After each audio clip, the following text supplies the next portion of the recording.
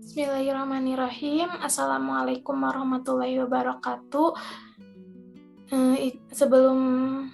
Sebelumnya saya berterima kasih kepada Bu Rinanda yang telah meluangkan waktunya untuk menonton video saya.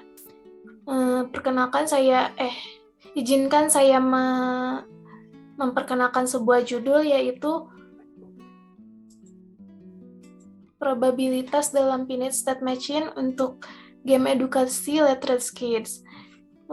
Izinkan saya memperkenalkan diri. Nama saya Pera Pajria dengan NIM 190102018 yang dibimbing oleh Bu Rinanda Febriani SST MT dari Program Studi Informatika Fakultas Sains dan Teknologi Universitas Muhammadiyah Bandung. Langsung saja kepada latar belakang permasalahannya. Yang pertama adalah anak usia dini dengan umur 0 sampai 6 tahun merupakan awal untuk perkembangan pembelajaran sepanjang hidupnya. Maksud dari sini dapat didefinisikan bahwa anak usia dini itu tempat berkembangnya segala ilmu, apapun yang mereka dengar, apapun yang mereka lihat, apapun yang mereka anggap itu menyenangkan dan mudah untuk diikuti, mereka akan sangat cepat untuk mempelajarinya. Namun, dari penelitian Sriningsi et al. Tahun 2022 menunjukkan bahwa permasalahan anak usia dini yaitu mengalami kesulitan untuk tertarik kepada minat belajar, terutama membaca permulaan. Jadi sebelumnya mungkin anak usia dini itu merupakan awal perkembangan pembelajaran sepanjang hidupnya. Maksudnya di sini dia bisa saja kalau misalnya dikembangkan minat membacanya, minat menulis, minat kepada ilmu-ilmu bidang tersebut, itu akan sangat menerap pada hidupnya gitu, pada dirinya, mudah menerap. Tapi dari penelitian Sriningsi ini itu menunjukkan bahwa permasalahan anak usia dini itu yaitu mengalami kesulitan untuk tertarik kepada minat belajar, terutama membaca permulaan. Membaca permulaan di sini seperti membaca A, E, I, U, E, O, A, B, C, D, mengeja, dan lain-lain. Nah, untuk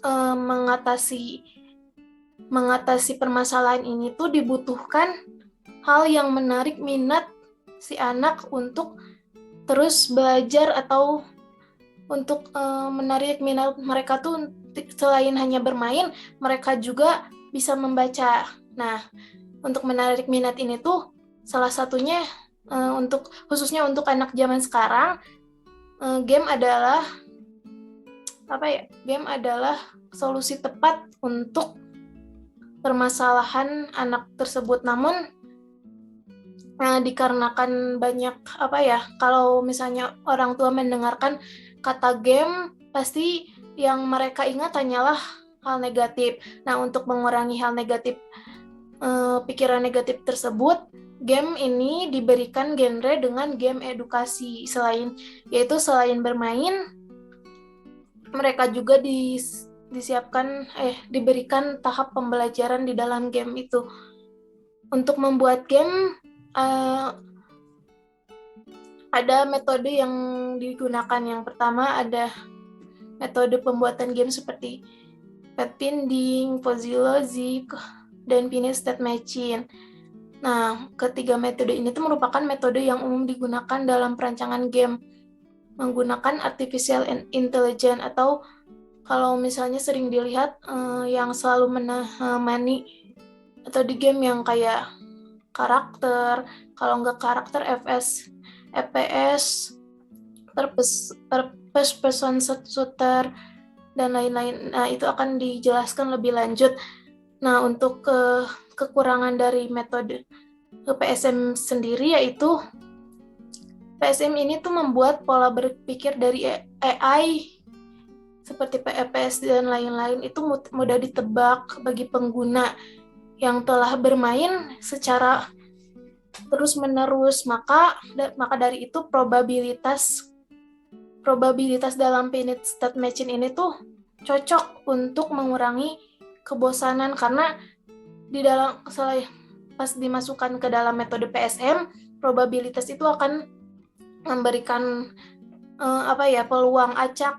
Jadi setiap dia mengulang game ini tuh akan memberikan feel yang beda atau jawaban yang berbeda dari yang sebelumnya.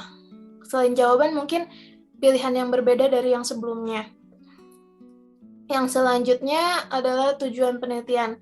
Tujuan penelitian sendiri yang pertama, untuk mengetahui pembuatan game edukasi menggunakan konstrukti. Jadi game ini akan dibangun menggunakan konstrukti. Yang kedua, mengetahui penerapan metode finish state matching ke dalam game. Bagaimana sih memasukkan AI ke dalam game? Yang ketiga, mengetahui cara mengkombinasikan probabilitas dengan metode PSM ke dalam game.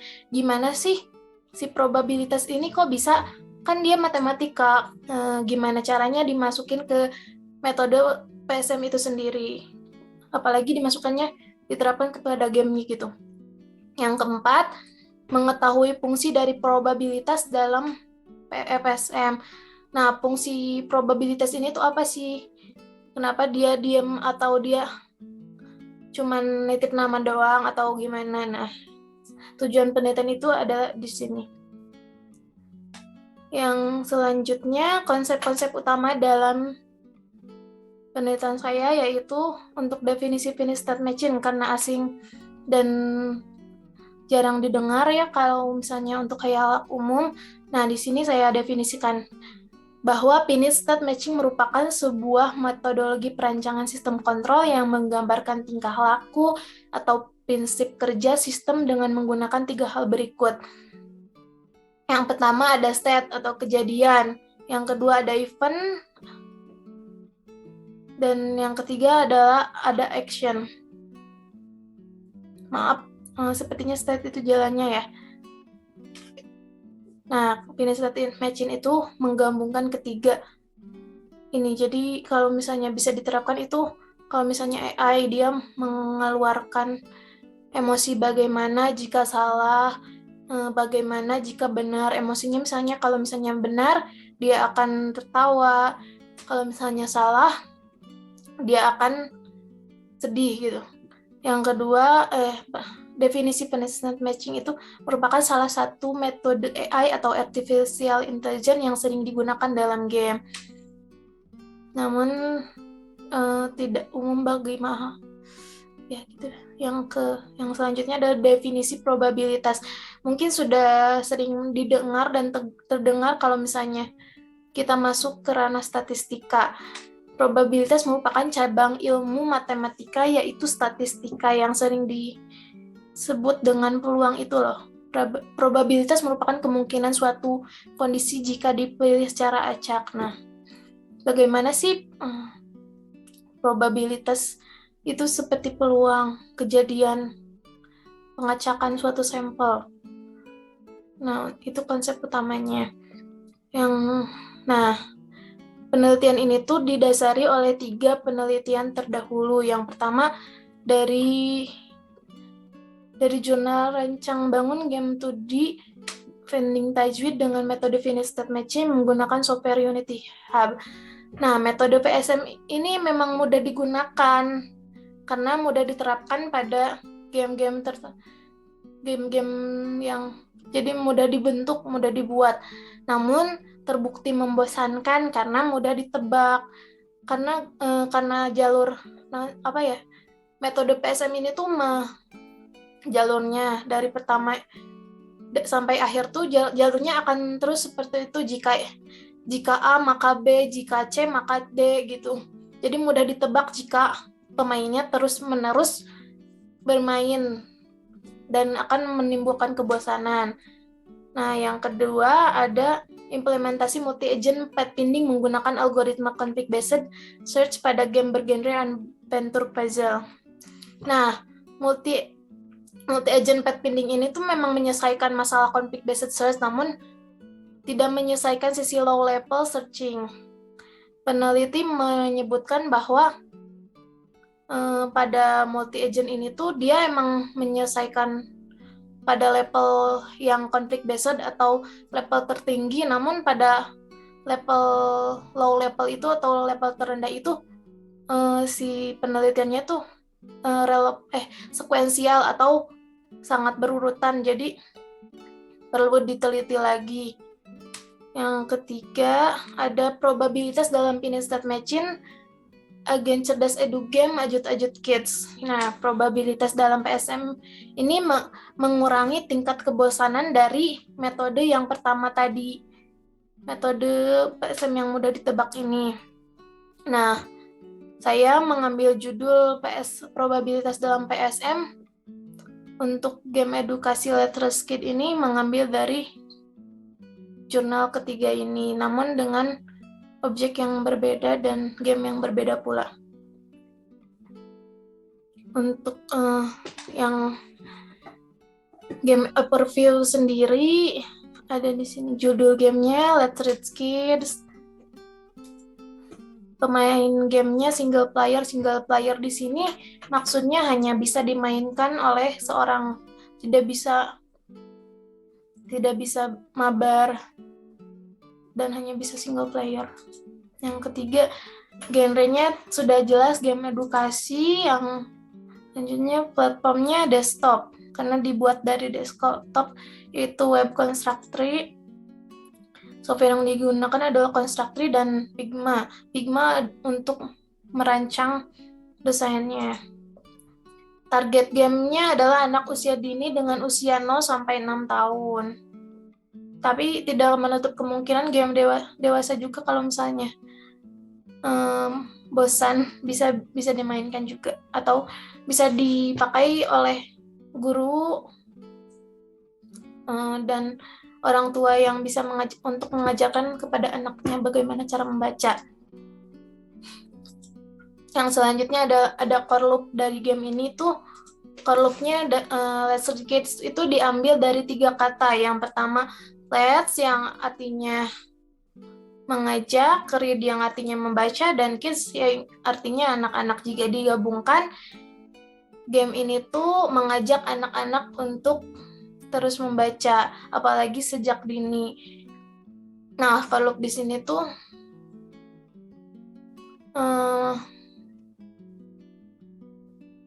game ini tuh akan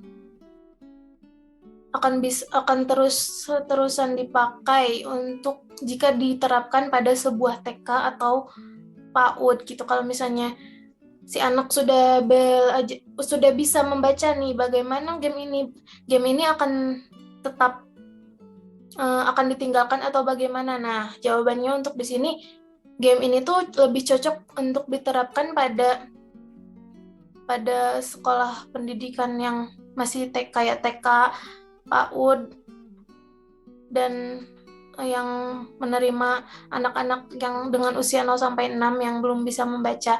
Nah, jika anak sudah bisa belajar membaca, maka akan diturunkan lagi kepada anak dengan peserta didik baru dan akan terus-terusan berputar. Ini lebih cocok untuk diterapkan pada PAUD gitu, core loop-nya, biar terus berulang-ulang dan bisa terus dipakai. Untuk core mekanik itu sendiri, kondisi menangnya yaitu user berhasil menjawab persoalan ini untuk menu bermain, dan kondisi kalahnya user gagal menjawab persoalan. Kalau untuk menu belajar itu tuh user hanya buka menu terus dia mempelajari apa yang itu. Dia bisa menjawab. Kalau dia ingin bermain, sebaiknya dia belajar terlebih dahulu atau mengklik menu belajar dulu. Nah, di sini gimana sih menerapkan model logika PSM itu? Nah, di sini ada logikanya nih.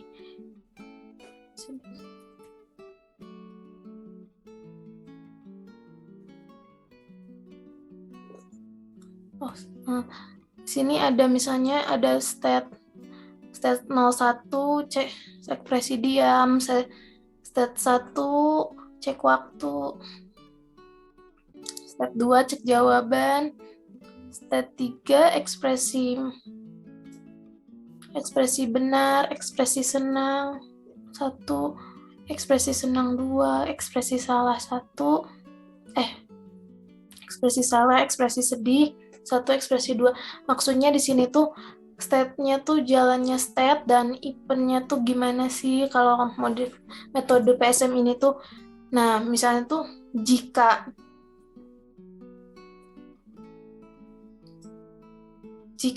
A1 tuh mana satu? Nah, jika pemain tidak menjawab, maka dia akan memberikan peringatan bahwa waktunya dikit lagi nih gitu. Jika si user menjawab pertanyaan, maka akan dicek jawabannya apakah ini benar atau salah. Jika benar, maka si karakter atau avatar ini tuh akan menampilkan wajah senang. Jika benar 60% tuh dia akan menampilkan wajah senang, ekspresi senang 1. Jika benar 40%, dia akan menampilkan ekspresi wajah senang 2. Jika jawabannya itu salah, seperti jawaban benar, si avatar ini tuh akan mengeluarkan ekspresi sedih 1. Jika kemungkinan salah dengan 60% dan kemungkinan salahnya 40%, akan menampilkan ekspresi sedih 2. Nah, dari ekspresi benar 1 tuh jika benar, maka dia akan menampilkan ekspresi menang dan game selesai gitu. Dan dia bisa maju ke level selanjutnya. Nah, jika salah dia akan kembali ke menu bermain level 1 dan mengulangi kejadian event tersebut. Nah, si fungsi probabilitas ini tuh diacak dalam jawabannya gitu. Nanti jawabannya misalnya ada A, B, C, probabilitasnya, terus yang pertama A, B, C. Nanti kalau misalnya terus mengulang itu tuh si jawabannya akan diacak, misalnya jadi pilihan pertama jadi C, pilihan kedua jadi A, pilihan ketiga jadi B. Gitu. Nah, dari sini ada mock-up-nya. Yang pertama ini awal menu utamanya, menu gamenya nih. Jika mengklik ini mulai permainan, maka akan tampil memilih avatar sebelum si pemain bisa masuk ke menu utamanya. Pemain harus memilih avatar terlebih dahulu. Fungsi avatar di sini tuh untuk menemani hingga akhir, dan yang memberikan ekspresi-ekspresi tadi tuh adalah si avatar gitu. Jika benar, si avatar ini akan mengeluarkan ekspresi senang. Jika salah, dia akan mengeluarkan ekspresi sedih. Nah, ini tuh suara ini tuh ada suara ini suara latar belakang. Dan info ini tuh info game bug. Yang kedua, nah ini menu utama. Menu utamanya ada belajar dan bermain. Nah, untuk menu pengaturan ini bisa mengatur suaranya akan seperti gimana, dan info ini tuh info gamenya gitu. Mock-up 2. Nah, di sini ada menu bermain. Jika mengklik bermain akan tampil seperti ini menunya. Nah, di sini tuh ada 3 submenu. Yang pertama ada tebak huruf, tebak kata, dan pasang kata. Ketiga menu ini tuh sama gitu, akan muncul, tapi yang membedakan adalah judulnya, tapi dalamnya juga beda. Tapi menunya kemungkinan seperti ini, sama seperti menu tebak huruf ini gini. Nah, di sini tuh avatar ini tuh menemani, misalnya tuh keluar pertanyaan. Di sini ada apel. Misalnya tuh tebaklah huruf dari gambar di atas. Misalnya di sini ada A, B, C, jika dan seterusnya. Yang selanjutnya ada menu belajar. Ada semenunya mengenal huruf, mengenal kata, dan mengenal kalimat. Sama seperti sub bermain, namun bedanya jika sudah menyelesaikan game tebak huruf ini tuh, jika menang si user akan mendapat crown atau mahkota. Atau kalau misalnya lebih umumnya dapat bintang atau skornya dalam bentuk bintang, tapi di sini dalam bentuk crown atau mahkota. Nah, misalnya di sini ada, namun di submenu belajar itu tidak ada skornya gitu. Cuman kalau misalnya udah bisa belajar, nah dia bakal bisa menjawab tebak huruf ini gitu. Nah, dari mengenal huruf juga ada tahapannya, tahap 1, tahap 2, tahap 3. Misalnya tahap 1A, B, tahap 2B, tahap 3C, dan seterusnya. Yang ini juga ada levelnya gitu. Nah, mungkin sekian presentasi dari saya. Mohon maaf bila ada kesalahan. Terima kasih sudah meluangkan waktunya untuk menonton video saya. Wassalamualaikum warahmatullahi wabarakatuh. Terima kasih, Bu. Ilmunya sangat bermanfaat.